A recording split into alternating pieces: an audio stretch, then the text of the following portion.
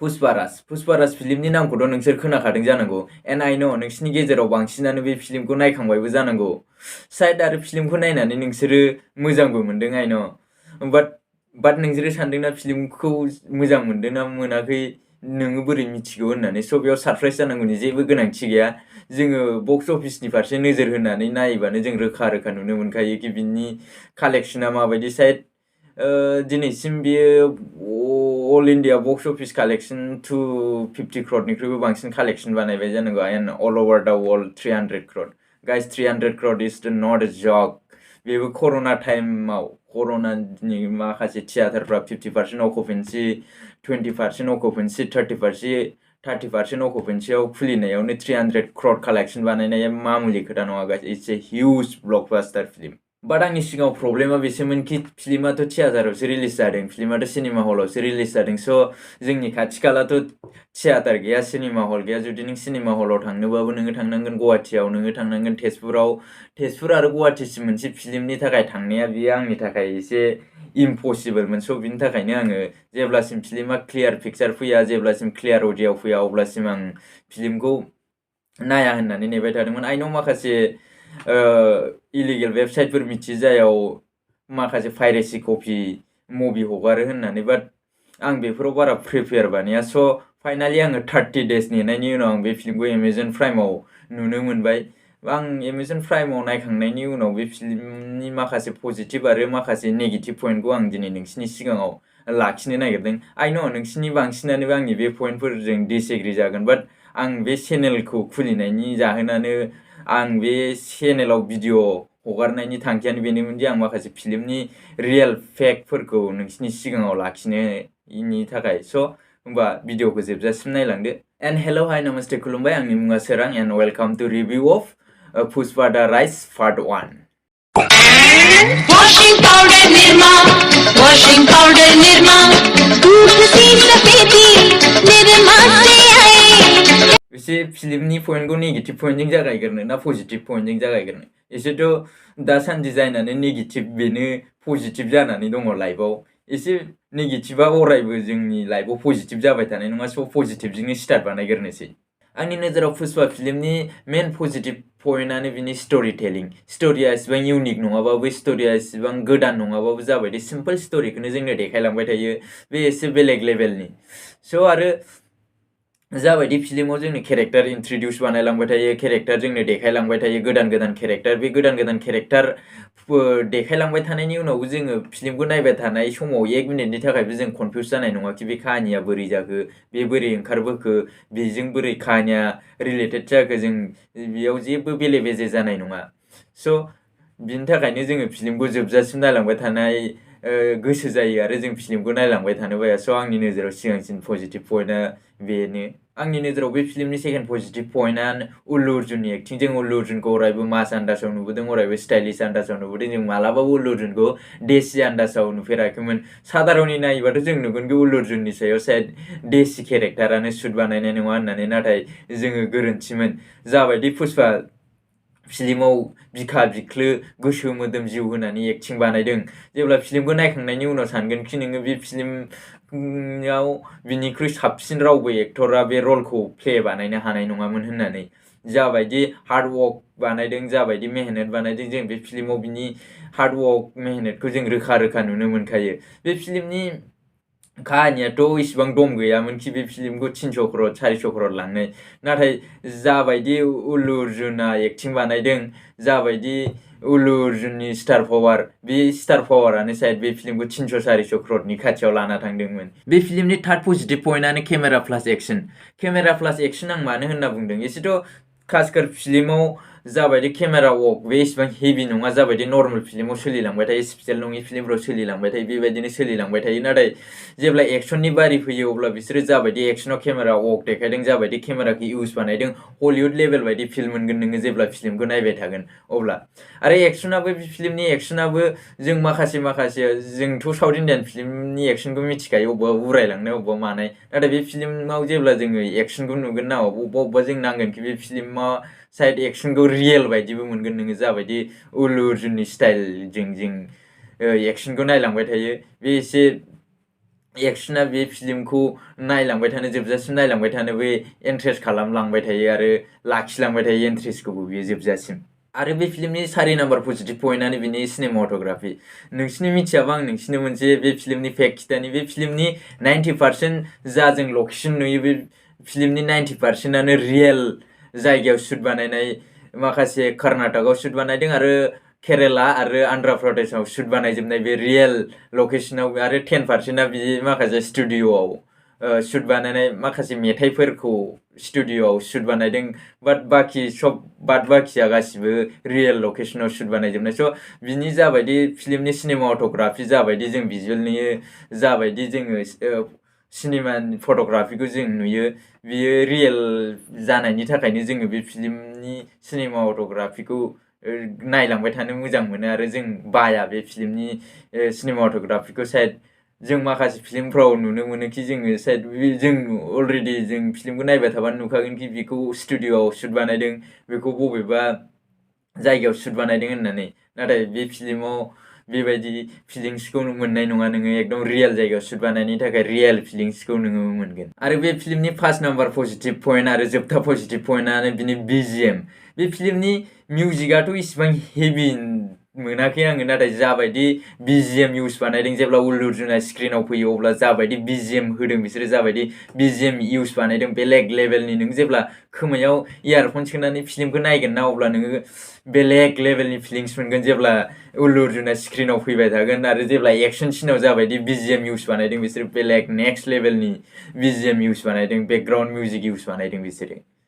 स' दानिया फैदो नेगेटिभ पइन्टनि फारसे नोजोर होनोसै। पजिटिभ पइन्टखौबो आं 5 पइन्टआव रानदोंमोन, नेगेटिभ पइन्टखौबो 5 पइन्टआवनो फोजोबगोन आङो। एसेथ' आं नेगेटिभ पइन्टखौ बांसिन नुदों बे फिल्माव। स' बे फिल्मनि सिगांसिन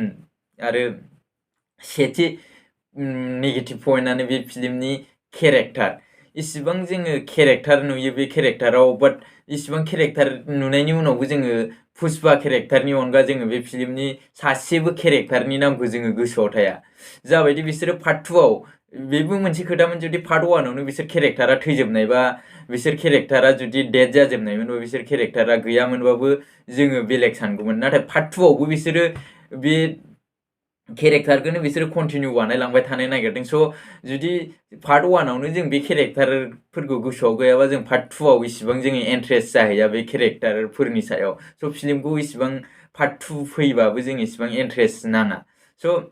जाबायदि जोङो बाहुबलिखौ जों नायोमोन, बाहुबलिखौबोथ' 2 पार्टआव बानायदोंमोन, नाथाय बे फिल्मनि केरेक्टारफोरखौ जों पार्ट 1नि उनावबो जों गासिबो गोसोआव दंजोबोमोन। शिबगामि देबि, बल्लाल देब, काटाप्पा आरो बे आखाइ खंगा बोराय, जों गासिखौबो गोसोआव दंमोन। बेथ' दंबावो आरो केजिएफआबो पार्ट 2आव फैगोन। स' जों पार्ट 2 फैनायनि सिगांनो जों बिनि केरेक्टारफोरखौ माखासे जोंनि दिमागाव हाबनानै थाजोबखाबाय, जेरै गारुरा, जेरै रकि, आरो जा सन्जय दत्तआ जा केजिएफआव केरेक्टार प्ले बानायनो नागिरदों, बे केरेक्टारखौ जोङो केजिएफ 1आव नुवाबाबो जोङो बै केरेक्टारनि जा मेनसन बानायदोंमोन बिसोर केजिएफ 1आव, जों बेखौ दासिमबो गोसोआव दं। स' बे केरेक्टारफोरखौ लानानै जोङो पार्ट 2आव इन्ट्रेस्ट जालांबाय थायो, बे फिल्मखौ जों एक्साइटमेन्ट जालांबाय थायो। बाट पुष्पा पार्ट 1आव जोङो बे खामानिखौ जों सोलिनायखौ जों नुनो मोना। बे जों केरेक्टारफोरखौनो जेब्ला थियाटारनिफ्राय नायनानै ओंखारगोन, जेब्ला मबाइल नायखांनानै ओंखारगोन, जोङो गोसोआवनो थाया। बे केरेक्टारफोरखौ आं गोसोआव थानो थाखाय खननै नायनांदों बे फिल्मखौ, होमबाबो आं दासिमबो इसिबां गोसोआवनो गैजोबा केरेक्टारखौ। आङो माथ्र पुष्पा आरो बाहुबलि आरो केजिएफ फिल्मखौ आं खनसेल' नायदोंमोन, थेवबो बेफोरनि केरेक्टारा आंनि मेलेमाव हाबनानै दंजोबखादोंमोन। जेब्ला पार्ट 2 फैदों अब्ला आङो बेफोर केरेक्टारखौ अलरेडि ओरैनो नर्मेलैनो बिसोरखौ सिनायनो हाखादोंमोन। स' दा केजिएफ 2 फैगोन, जों केजिएफ 2नि केरेक्टारफोरखौबो जोङो मिथिजोबनानै दंखायो। स' बे खामानिया पुष्पा फिल्माव सोलियाखै। स' आंनि सिगांसिन नेगेटिभ पइन्टआनो बे फिल्मनि नेगेटिभ पइन्टआनो बेनो। आरो बे फिल्मनि सेकेन्ड नेगेटिभ पइन्टआनो बिनि रमान्स। बे फिल्मनि रमान्सआथ' सबसे बकवास, सबसे बेकार। 1000 फैसा लानानै खनसे नाय, 5000 लानानै किस खालाम, एकदम बेकारथार। साइड बे फिल्माव रमान्सखौ होआबाबो जेबो फाराग जानाय नङामोन बे फिल्माव। ओरैनो स्क्रिन टाइमसो लस बानायदों। जाबायदि रमान्स देखायदों बे फिल्माव रमान्सआ बिल्कुल सुट खालामथाराखै एकदम बिसोरो जुदि रमान्स देखायनोबा बेलेग एंगेलजों देखायलांबाबो जोङो मोजां नुगौमोन नाथाय जाबायदि बे फिल्माव रमान्स देखायलांदों फैसा लालायलायनानै जबरदस्ति रमान्स एकदम बेकार बे फिल्माव रमान्टिक एंगेला एसेबो वर्क बानायाखै बे फिल्माव स' आरो बे फिल्मनि थार्ड नेगेटिभ पइन्टआ बिनि क्लाइमेक्स जों क्लाइमेक्सआव अरायबो माखौ नायनानै गोजोननाय मोनो एक्सन सिन बुलाय सोलाय मार्दारजों जेब्ला जोबो अब्ला मोजां मोनोबा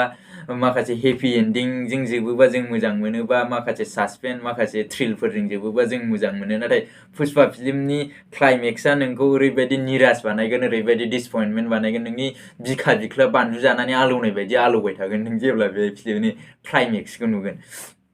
जाबायदि पुष्पा फिल्मनि सेकेन्ड पार्टनि थाखाय जाबायदि बिसोरो लास्टआव केरेक्टारखौ ग्रुम बानायो एसपि शेखावतनि केरेक्टारखौ जाबायदि ग्रुम बानायो बे बेकार जाथारदों ओरैनो 3 घन्टा टटेल फिल्मनि लेंथआ बेसेबां 3 घन्टा 3 घन्टानि गेजेरावथ' आधा घन्टाया ओरैनो बे एसपि शेखावतनि केरेक्टारखौ ग्रुम बानायनायावनो थाङो फाला क्लाइमेक्सआव कि मेथाइ नुबावो क्लाइमेक्सआवनो कि माबा डान्स नाम्बार नुबावो आइटेम नाम्बार नुबावो क्लाइमेक्सआवनो कि एकदम बेकार जेब्ला जोङो फिल्मखौ नायनानै ओंखारगोन जोङो माबा फिल्म नायदोंखौनो साना जों पुष्पा फिल्मनि माबा नायदोंमोन होननानै जों साननाया नङा जों बेलेग फिल्मसो नायदोंमोन जखि जोङो नुजोबासै मोजां नङिनि थाखाय ओंखारबोदों होननासो सानो नोङो पुष्पा फिल्मखौ नायखांनायनि उनाव बिसोरखौ गोनांथियानो गैयामोन बिसोरो बे केरेक्टारखौ जोंनो इसिबां डिटेल्सआव देखायनो थाखाय जा एसपिनि केरेक्टारखौ जोंनो देखायदोंमोन होमबा जों पार्ट 2आव जों माखौ इन्ट्रेस्ट जानानै थाबाय थागोन जोङो अलरेडि बे एसपिनि केरेक्टारखौ जोङो नुखाबाय बे फिल्माव बेबो 5 मिनिट देखायबा बेलेग खोथामोन 5 मिनिट 6 मिनिट देखायबा बे फुरा आधा घन्टा खाथियावनो 25 मिनिट 20 मिनिट जोंनो बे केरेक्टारखौनो जोंनो देखायखाबाय होमबा जों पार्ट 2आव इसिबां इन्ट्रेस्ट जाया इसिबां जों पार्ट 2नि थाखाय एक्साइटमेन्ट जायोबाला पुष्पा पार्ट 2नि थाखाय स' एसेबि जोङो बे फिल्माव जों फार्स्टनो इन्ट्र' सिनावनो नुखायो उल्लु अर्जुना बोरै बेबायदि रडआव फैनांगौ होननानै स' बिनि इसिबां गोनांथि गैयामोन बे फिल्माव आंनि नोजोराव बे फिल्मनि 4th आरो 4 नाम्बार नेगेटिभ पइन्टआनो बिनि स्क्रिन प्ले फिल्मनि लेंथआ बेसेबां 3 घन्टा लेंथनि फिल्म जानायनि थाखाय स्क्रिन प्लेआबो बिराद स्ल' जायो जेब्ला स्क्रिन प्लेआ स्ल' जागोन अब्ला फिल्मनि लेंथआबो गोलाव जागोन होननानै जों मिथिखायो दानि टाइमाव 3 घन्टा फिल्म रावबो बानायखालानो स' जाबायदि डिटेल्सफोरखौ एकदम रियेलाव देखायनाय बायदि जाबायदि जालांबाय थानाय टाइमाव देखायलांबाय थानायनि थाखायनो फिल्मनि स्क्रिन प्लेआ ओरैबायदि स्ल' जायो मोनसे फिसा फिसा बेकार डिटेल्सफोरखौनो जोंनो देखायलांबाय थायो ओरैनो फिल्मनि लेंथखौ गोलाव बानायदों स' 4th आरो 4 नाम्बार नेगेटिभ पइन्टआनो बेनो नोङो पपकर्न जानानै थाबाय थानानै आरामनो फिल्मखौ नायालासिनो थाबाय थानो हागोन नोङो ओरैनो मिथिलांबाय थाखागोन नोङो बे फिल्मनि माबा स्क्रिन प्लेखौनो मा जागोन सिगाङाव मा जागोन होननानै स' स्क्रिन प्ले बे फिल्मनि मोनसे नेगेटिभ पइन्ट स' बे फिल्मनि 1 नाम्बार आरो जोबथा नेगेटिभ पइन्टआनो बिनि मिउजिक आरो बे फिल्मनि भिडिअ संग्सफोर जाबायदि बे फिल्मनि मिउजिकआ आं दहायनो होनखादोंमोन कि बिजिएमआ बे फिल्मनि बिजिएमआ हेभि होननानै नाथाय मिउजिकआ फुरा बे बिजिएमखौ गारनानै जेब्ला जोङो बाखि फुरा फिल्माव मिउजिकखौ नायलांबाय थागोन ओरैनो माबा 80-90आव गाबनाय मिउजिक बायदिसो मोनलांबाय थागोन जोङो 80-90सोआव इउस बानायनाय माखासे बलिउड फिल्मनि मिउजिक बायदि मोनलांबाय थागोन नोङो बाट बिजिएम जेब्ला फैयो अब्ला बेलेग लेभेलनि फिलिंस फैयो जेब्ला उल्लु अर्जुना स्क्रिनाव एन्ट्रि खालामबाय थायो अब्ला बेलेग लेभेलनि फिलिंस फैयो बेखौथ' आं सिगाङावनो बुंखाबाय आरो संग्सआबो ओरैनो भिडिअ संग्सफोरखौ होबाय थायोबा जेराव मेरावनो जोङो सोनानै होयोबा जों इसिबां इन्ट्रेस्ट नाङा माखासे जाबायदि सिटुएशनजों मिलायलांनानै जुदि भिडिअखौ एड बानायलांबाय थायोबा संग्सखौ होलांबाय थायोबा जोङो इन्ट्रेस्ट नाङो नाथाय बे फिल्माव माखासे आनएक्सपेक्टेड जायगानिफ्रायनो सं फैलाबायो बेनि थाखाय इसिबां इन्ट्रेस्ट नाङा जा जायगायाव संग्स जानो गोनां गैयामोन जा जायगायाव मेथाइ जानो गोनां गैयामोन बे जायगायावबो मेथाइ जालाबायो स' बिनि थाखाय बे फिल्माव एसे इन्ट्रेस्टआ खम जालांबाय थायो इसिबां नायनो जा लुबैनाय बे एसे खम जालांबाय थायो स' जोबथा नेगेटिभ पइन्टआनो बेनोमोन स' नोंसोरो बे पइन्टजों एग्री ना डिसएग्री स' कमेन्ट खालामनानै खिन्थाहर स' एन्ड आइ नो नोंसोरो सोरबा बुंगोन कि नोंसोरो बे फिल्मखौ एसेबां खस्थ'यै बानायदों बेयाव नोङो नेगेटिभ पइन्ट पजिटिभ पइन्ट नागिरनो नोङो सोर होननानै बाट जोंबो फिल्मखौ नायनो थाखाय फैसा गारनानै नायो जोंबो सानसेनि हाजिरा गाहाम गारनानै नायो जोङो नों एमाजन प्राइमाव रिसार्ज सोनोबा बेसेबां नों मास मोनसेनि थाखाय रिसार्ज सोनोबा नों 200नि बारा सोनांगोन अब्ला जोंनि सानसेनि हाजिरा मावनाय सानसेनि खामानि मावनाय फैसाया ओरैनो थाङो स' जों बे फिल्मनि सायाव माखासे जुदि मोजां मोनाबा माखासे नेगेटिभ पइन्ट पजिटिभ पइन्ट मोजां गाज्रिफोरखौ जों बुंनो हानाय जोंहाबो राइट्स दं स' होमबा दिनैनि थाखाय एसेनोसै गाइस लोगो मोनफिनगोन थाबैनो मोनसे गोदान भिडिअ होमबा बाय बाय सी इउ भेरि सुन थेंक्स फर वाचिं